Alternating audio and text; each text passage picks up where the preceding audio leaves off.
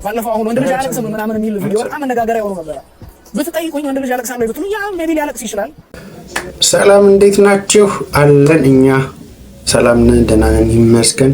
ዛሬ ደግሞ በአዳዲስ ቪዲዮዎች በድጋሚ ተመልሰናል ማለት ነው። አንዳችን ከአንዳችን መማር ስላለብን ነው የዚህም ፕሮግራም ዓላማ። እንዲሁም ደግሞ ትክክለኛ ያልሆኑ ነገሮችን ልክ አይደሉም እንላለን፣ ልክ የሆኑ ነገሮችን ደግሞ በጣም ልክ ናቸው እያልን እንዲበረታቱ እናደርጋለን። ስለዚህ ይመቻችሁ፣ አብራችሁ ቆዩ።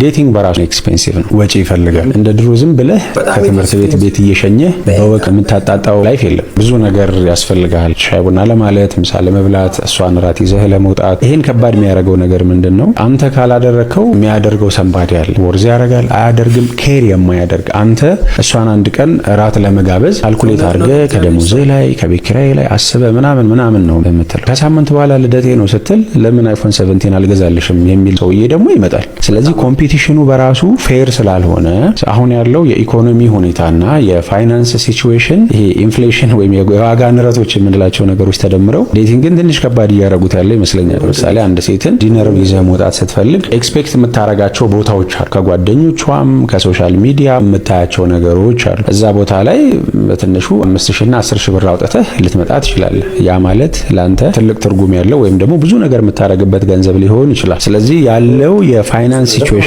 ስፔሻሊ አሁን ማውራው እኔ በኢትዮጵያ ኮንቴክስት ስለሆነ የኑሮ መክበድ ሰው ደፍሮ ፍቅረኛ እንዲይዝ ሪሌሽንሺፕ ውስጥ እንዲገባ ያደርገው። ለራስህ ሴፍ ሳትሆን ህይወትን ሳታስተካክል እየተቸገር ከዛሬ ነገ ከእጅ ወደ አፍ ኑሮ እየኖርክ ደሞዝህ አይጨምርም። የኑሮ ውድነት እየጨመረ ነው ያለው። እዛ ላይ ፍቅረኛ ትጨምርበት ስራ ማስኬጃ የሚባል ነገር አለ፣ ሪሌሽንሺፑን ማራመጃ የሚባል ነገር አለ። ያለው የኢኮኖሚ ሁኔታ ዴቲንግን ከባድ ያደረገው ይመስለኛል። ያለው የኢኮኖሚ ሁኔታ ዴቲንግን ከባድ ያደረገው ይመስለኛል ነው ቃል በቃል በጣም ትክክለኛ ነገር።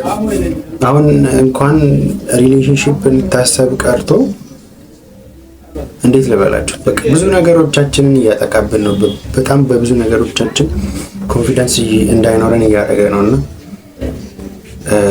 ከባድ ነው በጣም። እንደው እዚህ ነገር ላይ በጣም ብዙ ነገር ማውራት አልፈልግም። ያው ነው እንግዲህ ጨቅጫቃ ሴት ጋር ከመኖር በምድረ በዳ መኖር ይሻላል ይላልና አስበው። ምድረ በዳ ማለት ውሃ የሌለበት፣ ምግብ የሌለበት፣ ፀሐይ ያለ፣ ሙቀት አለ። ምን ያህል እንደሚጎሳቆል ያን ሰው አስበው። ይሄ ጥቅስ በጣም አሪፍ ጥቅስ ነው። ከጨቅጫቃ ሚስት ጋር ከመኖር በምድረ በዳ ውሃ ጠጣ፣ ፀሐይንታ ያቃጥላል፣ ችግሩ ሊምጣ እሱ ይሻላል ይላልና ምን ያህል ያንን ሰው እንደሚያወርድ ነገር ያ ልቡርድ ቢልኮን አስበው ያንን የሚመርጠው እና አንድ ጨቅጫቃ ሚስት ሌላ ቦታ እንደውም እንደሚንጠባጠብ ዝናብ ናት ይላል። ጨቅጫቃ እና ነዝናዛ ሚስት ጠብ የሚል እንዴት አኖይ እንደሚያደርግ ታውቃለህ? ጣሪያ ላይ ጠብ የምትል ድምጿ ማለት ነው። ጨቅጫቃነት በጣም ትልቁ እንትን ነው። ስለዚህ ሊሆን ይችላል በጣም አንዳንዴ ሁሉ ነገር ሰጥታው በጣም ስለምንጨቀጭቀው ሊሄድ ይችላል። ሰላም ለማግኘት አዎ እሺ ስለማትሉ ሊሆን ይችላል። በወጣ በገባ ቁጥር ውሳኔዎቹን እንትን ልትል ትችላለች። በቃ ታቃልለዋለች፣ ትንቀዋለች። ወጣ ሲል ደግሞ በጣም የምታከብረው ራሷን በጣም የምትጠብቅ በቃ እሺ የምትል ጎንበስ ቀና የምትል ሲያገኝ በቃ ኢቭን ሚስጥሩ ለሷ መንገድ ይጀምራል ከተጀመረ ማለት ነው። መጽሐፍ ቅዱስ እኮ እንደውም የተመኘ ነው የሚለው አይደለ? የግዳሽን ጋር ሳትደርስ በፊት ነው ያመነዘረው። ስለዚህ ይጀምራል ማለት ነው፣ ኮኔክሽን ይጀምራል። ከዛ አትሳን ፖይንት ፊዚካሊ አንድ ላይ ያድራል ማለት ነው።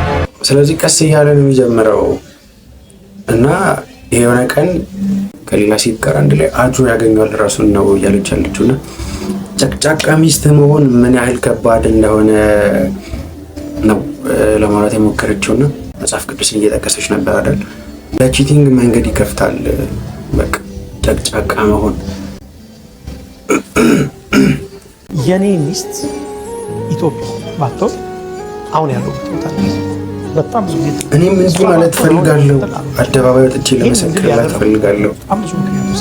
በጣም የምትገርም ሚስት ናት። እንደሷ የታገሰኝ ሰው ስለሆነ ይታገሰኛል ብዬ ማሰብ ሰው እንደሷ ሰፖርት ያደርገኛል።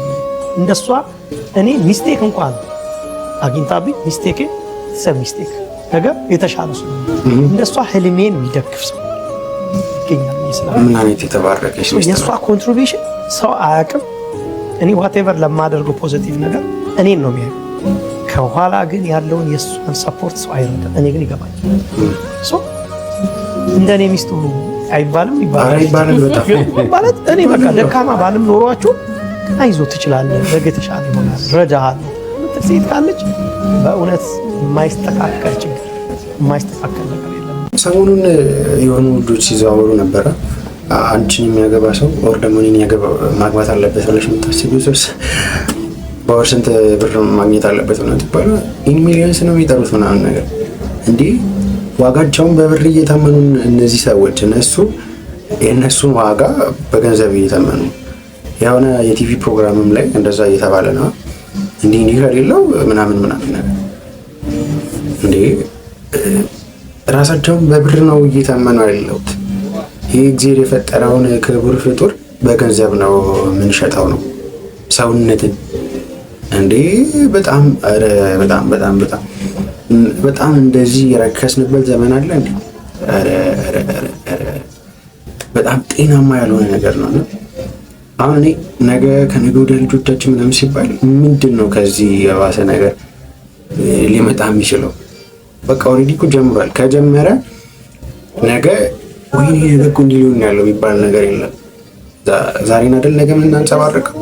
ስለዚህ በጣም መጠንቀቅ አለብን ምናምን ነገር ቀለል ሊሆን ይችላል ሶሻል ሚዲያ ላይ ተምናወራ ምናምን ነገር ግን ከታች የመጡ ያሉ ልጆች ከታች የመጡ ያሉ ሰዎች እንዲህ አይነት ነገሮችን ሳይው ነው ምናምን ልጣ ለካ እንደዛ ነው በቃ አሁን ነገር ሁሉም ነገር ቀለል ተደርጓል። ራስን ይህን ያህል ማዋረድ በጣም ጤናማ ያልሆነ ነገር ነው ብዬ አስባለሁ። ወር ደግሞ ሳንከተብ ያለፈን ክትባታል ይመስለኛል። እንደዛ በጣም ተለጠጠን፣ በጣም ስርዓት አጣን። እህት ወንድም ያላችሁ አሳድጓቸው እንዴ አታሰድቡን። ባለፈው አሁን ወንድ ልጅ አያለቅስም ምናምን የሚል ቪዲዮ በጣም መነጋገሪያ ሆኖ ነበረ። ብትጠይቁኝ ወንድ ልጅ ያለቅሳል ወይ ብትሉኝ ያ ሜቢ ሊያለቅስ ይችላል። አልቅስ እንደፈለክ አማር ሄደህ ሮሮህን ሼር አድርግ። ይኸውላችሁ ሴቶች ቢያለቅሱ ዜጌት ዱዛት የምርም ስሜታቸው እርፍ ይላል ሲያወሩ። ምክንያቱም እነሱ የሚያስለቅሳቸው ነገር ብዙ ጊዜ ሲሊ ነገር ነው። ትንሽ የሆርሞን መዛባትም ኢሞሽናል ባጌጅ ይፈጥራል። ወንዶች ግን ቱ ቢጊን ዊዝ የሚያስጨንቀን ሲሊ ነገር አይደለም። አልቅሰህ የሚወጣልህ ነገር አይደለም። ወንድ ልጅ ያለቅሳል አያለቅስም እሱ የራሱ ጉዳይ ነው። አልቅሰህ ከሆነ ያነሰ ወንድ እንደሆንክ እንዲሰማ አያስፈልግም። ነገር ግን ተነስተህ ካለቀስክ በኋላ ምንም የማታደርግ ከሆነ ኦፍ ኮርስ የወንድነት ዲዩቲን እየተወጣ አይደለም። 100% ያደረኳቸው ነገሮች ናቸው እዚህ ዛሬ ላይ ያለውን ሳሮንን የገነቡት። ይሄንን ምላችሁ ለምንድነው ብዙ ሰው የኑሮ ውድነት መንግስት ወይም ደግሞ እንደዚህ አይነት ላይ ልቤን ሰብራው እንደዚህ ምናምን ሲያሳብ እመለከታለሁ። የስ ምናማርባቸው ነገሮች እውነት ናቸው። የኑሮ ውድነት አለ ኦፍ ኮርስ አለ።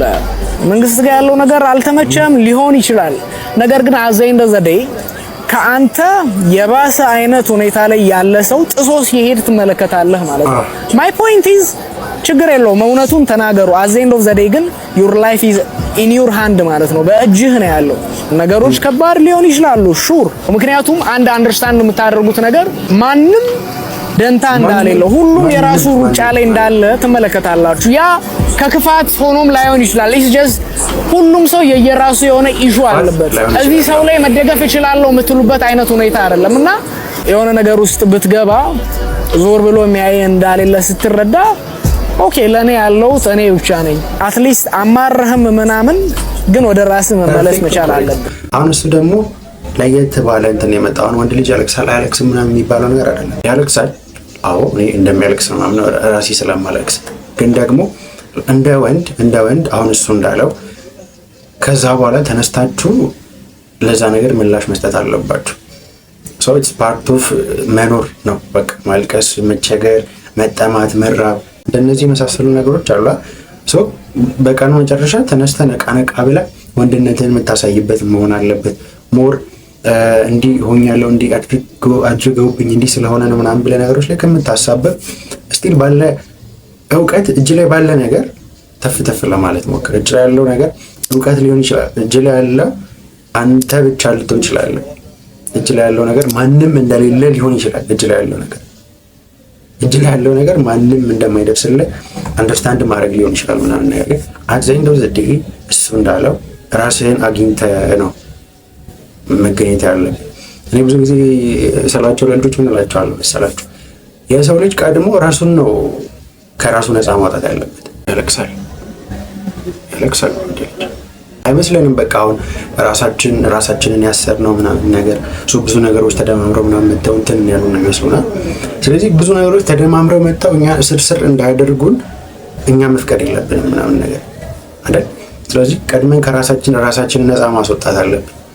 ያኔ ውሳኔ ለመወሰን ችግርም በቃ ሀስል ለማድረግም አፈር ለመብላትም አንቸገርም። ያኔ ከራሳችን ጋር ያለውን ነገር ቀድመን ማስተካከል አለብንና በቀኑ መጨረሻ እናልቅሳለን፣ እንተኛለን፣ ወደዛ እንሄዳለን። ስለዚህ በቃ በጣም ብዙ ነገሮችን ሆነን አትንዶ ዘዴ ራሳችንን ከዛ ነገር ውስጥ አውጥተን ነው ማግኘት ያለብን ነው እንጂ ወንድ ልጅ ያለፉትን 11 በጣም ወዶ ሰው በነገራችሁ ላይ ሕክምና ላይ እንዳሳለፈ ሰው ያለፉትን ደግሞ 45 ቀናት እንከር ባለ ሕክምና ውስጥ እንዳለፈ ሰው ሕክምና ተወዷል። አንድም ነግራችሁ ነገር እንደሆነ ታውቃላችሁ። ሕክምና ተወዷል። ራሳችሁን ጠብቁ። በጣም ተወዷል። ምግባችሁን ብሉ። ከባድ ነው። ውሃችሁን ጠጡ። ለእኔም ነው በነገራችሁ ላይ ለራሴም እየነገርኩ ምግባችሁን በአግባቡ ብሉ፣ ውሃችሁን ጠጡ፣ ወክ አድርጉ፣ ኤክሰርሳይዝ እያደረጋችሁ ከእናንተ የሚጠበቀውን ድርሻ ተወጡ። ቀሪው ደግሞ የእግዚአብሔር ጥበቃ ይሆናል።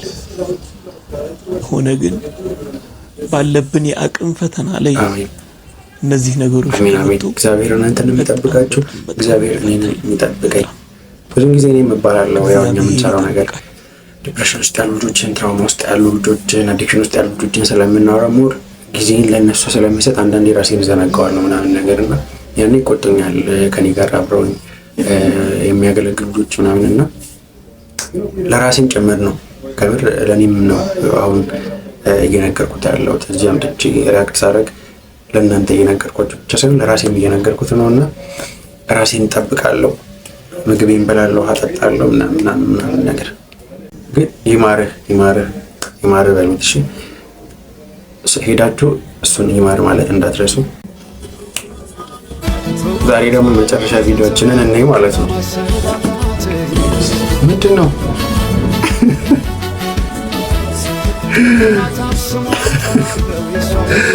ቆይ ኮሜንት እናነባለን።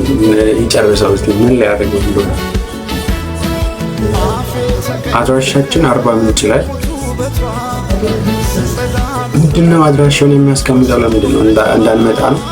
እኔ አልሄድም። ሲጀመርም ሰው እንዳይሄድ ነው። ደንበኛ እያጠፋ ነው እሱ በሱ ግን እንዴት አድርጎ ነው የሰራው? እንዴት አድርጎ ነው እየሰራ ያለው?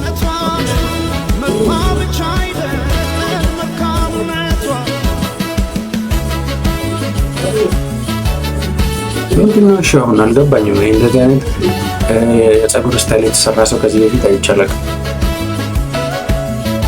ምንድነው?